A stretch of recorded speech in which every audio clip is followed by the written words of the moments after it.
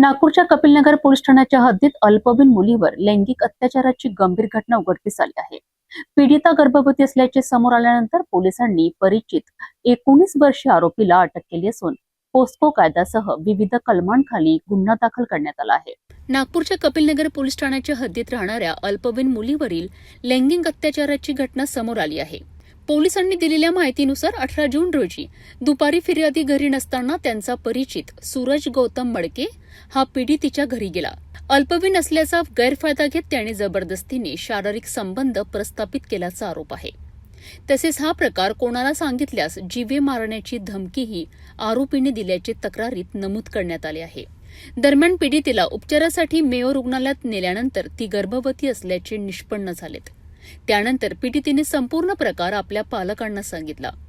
फिर्यादीच्या तक्रारीवरून कपिलनगर पोलीस ठाण्यात भारतीय न्याय संहितेच्या कलम 64, 65, 2, 351 ब तसेच पोस्को कायद्यातील कलम 4 आणि 6 अंतर्गत गुन्हा दाखल करण्यात आला। पोलीस उपनिरीक्षक रणजित रणनवरे यांनी आरोपीला अटक केली असून या प्रकरणाचा पुढील तपास सुरू आहे।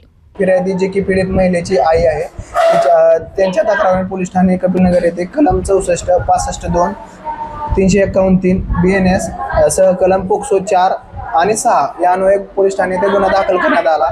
सदर त्यांच्या फिर्यादी यांची मुलगी अल्पवयीन असून तिच्या विरुद्ध जो आरोपी आहे, आरोपी नाम आहे सूरज गौतम मडके, वय 19 वर्ष, राहणार मेंढे पठार, तालुका काटोल, इथला रहिवासी असून हा पीडित महिलेचा आत्याचा मुलगा असून त्याने त्या पीडित अल्पवयीन मुलीवरती जबरदस्तीने शारीरिक संबंध बनवून तिला गर्भवती केल्याने पोलीस ठाणे कपिलनगर येथे तात्काळ आम्ही महिला सुरक्षेच्या दृष्टिकोनातून गुन्हा दाखल केलेला आहे आणि सदर आरोपीला अटक करण्यात आली असून आज दिनांक 3 ऑगस्ट 2026 रोजी माननीय न्यायालयात हजर करण्यात येत आहे।